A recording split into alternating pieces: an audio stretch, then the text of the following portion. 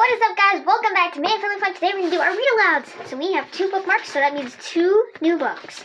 So our first book is a famous book, Frog and Toad Together. And it even has a medal, a gray medal. And we're starting a new book called Cultivating Natural Sources. Alright, we're just going to call this Natural Sources. Natural Sources. And our logic rules. So let's read our logic rules and then we'll read these 2. So I missed 4 read alouds.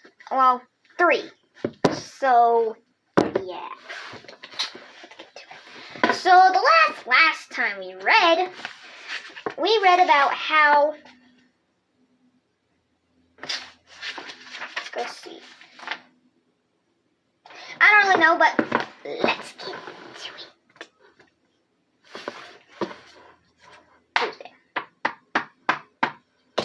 Mom and Dad set up due dates for Roderick and his science fair project by 6 o'clock tonight, he was supposed to tell them the theme of the experiment.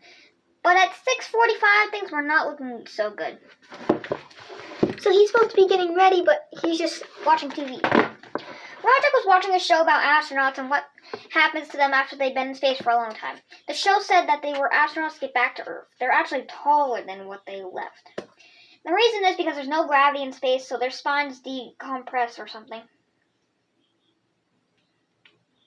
Well, that gave Roderick an idea what he was looking for. Roderick told Mom and Dad that he was going to do a science experiment on the effect of zero gravity on the human spine. And the way Roderick was talking it up, you'd think the results of his experiment were a benefit to mankind. So at the dinner table where he's talking about his science experiment, Dad seemed pretty impressed, or maybe he was just relieved that Roderick actually came through on his first task. But I think Roderick started to see things a little later on when he told Roderick to take out the trash out to the curb. I'm doing my research. So he's just laying on the couch watching TV. And that's it.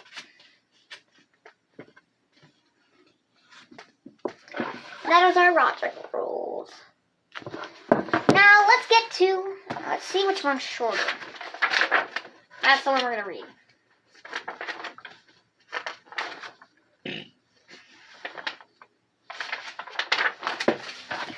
Hold on, guys.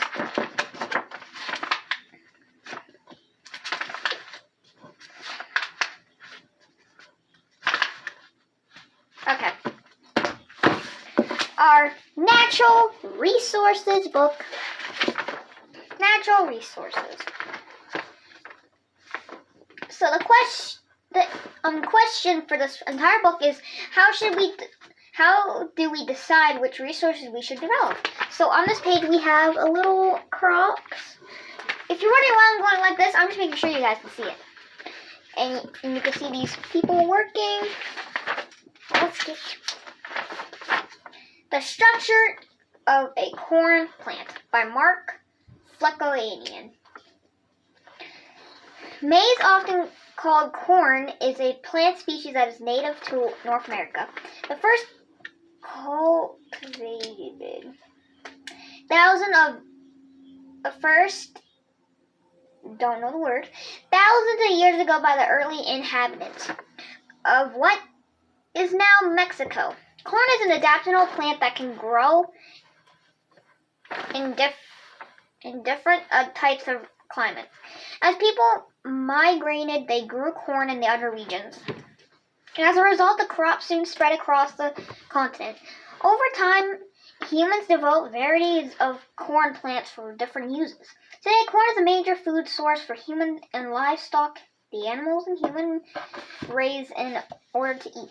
It also used to make medicine, to preserve food, and to fuel engines. Corn is a tall, green, leafy plant, most often supported by a single stem or stalk that grows straight upward from a shallow root system in the ground. A typical corn plant will grow as tall as 10 feet and have as many as 20 leaves. The leaves grow into from new nodes that the stalk. Each corn plant has female and male organs or parts. The female organ is called an ear. The male organ is called a tassel. The ear usually grows out of a leaf nod in the middle of the stalk.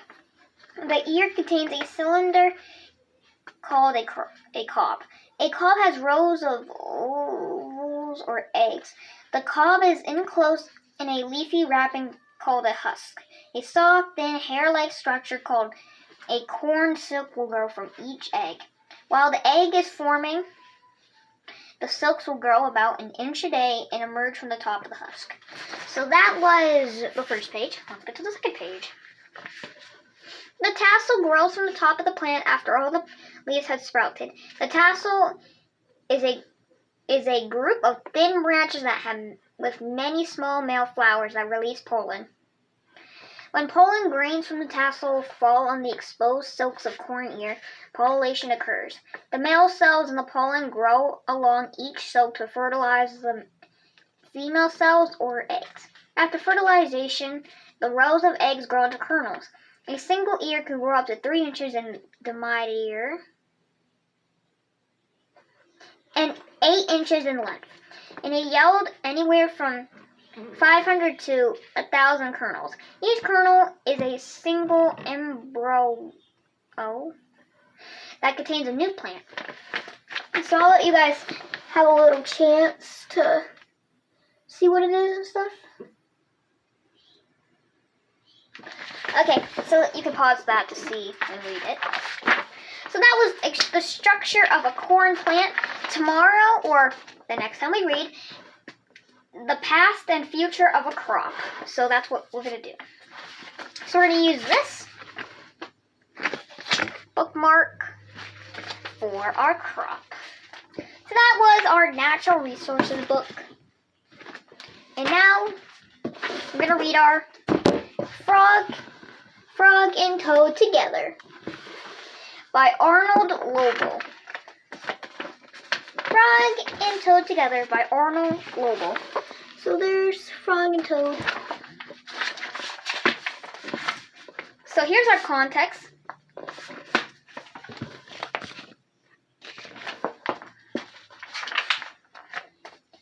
Chapter 1, a list. One morning, Toad sat in bed. I have many things to do, he said. I'll write them all down on a list so that I can remember them. Toad wrote on a piece of paper a list of things to do today. Then he wrote, wake up. I've done that, said Toad, and he crossed out wake up. So he just woke up. Then Toad wrote other things on the paper. So this is his to-do list. You guys can pause this to read it if you want. There, said Toad. Now my day is all written down. He got out of bed and had something to eat. Then Toad crossed out eat breakfast.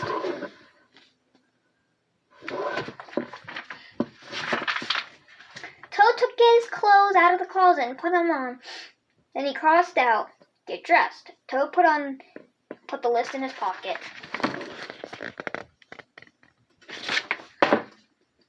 He opened the door and walked out into the morning. Soon Toad was at Frog's front door. He took the list from his pocket and crossed out go to Frog's house. So let me guys get something straight. So Toad is the brown short one and Frog is the green one. So I'll just clarify for that. Toad knocked at the door. Hello, said Frog. Look at my list of things to do, said Toad. Oh, said Frog. That is very nice. Toad said, my list tells me that we will go for a walk. All right, said Frog. I'm ready. And Frog is the taller one. Also, Frog and Toad went on a long walk. Then Toad took out the list from his pocket again, and he crossed out take a walk with Frog. Just then there was a strong wind. It blew the list out of Toad's hand. The list blew high up in the air. Help, cried Toad. The list is blowing away. What will I do without my list? So that's his list, and it's flying away. Hurry, said Frog. Wait, we're going to catch it. No, shouted Frog. I cannot do that. Why not? Asked Frog. Why not? Asked Frog. Because, wailed Toad. Running after my list is not one of the things that I wrote on my list of things to do. So he can't run, so Frog is gonna go get it. Or try. Frog ran after the list. He ran over hills and swamps, but the list flew on and on. At last, Frog came back to Toad. I'm sorry, gasped Frog. But I could not catch your list, said Toad. It's so sad. I cannot remember any of the things that were on my list of things to do. We'll just have to sit here and do nothing, said Toad. Toad sat and did nothing. Frog sat with him. So, look at them, they're sitting together. After a long time, Frog said, Toad, it's getting dark. We should go to sleep now. Go to sleep, shouted Toad. That was the last thing on my list. Toad wrote on the ground with a stick, go to sleep. Then he crossed that out. There, said Toad. Now my day is all crossed out. I'm glad, said Frog. Then Frog and Toad went right to sleep. So that was it. The next chapter that we'll have is called The Garden. So that was Frog and Toad together. And I hope you guys enjoyed our read aloud. I'll see you guys in the next read aloud.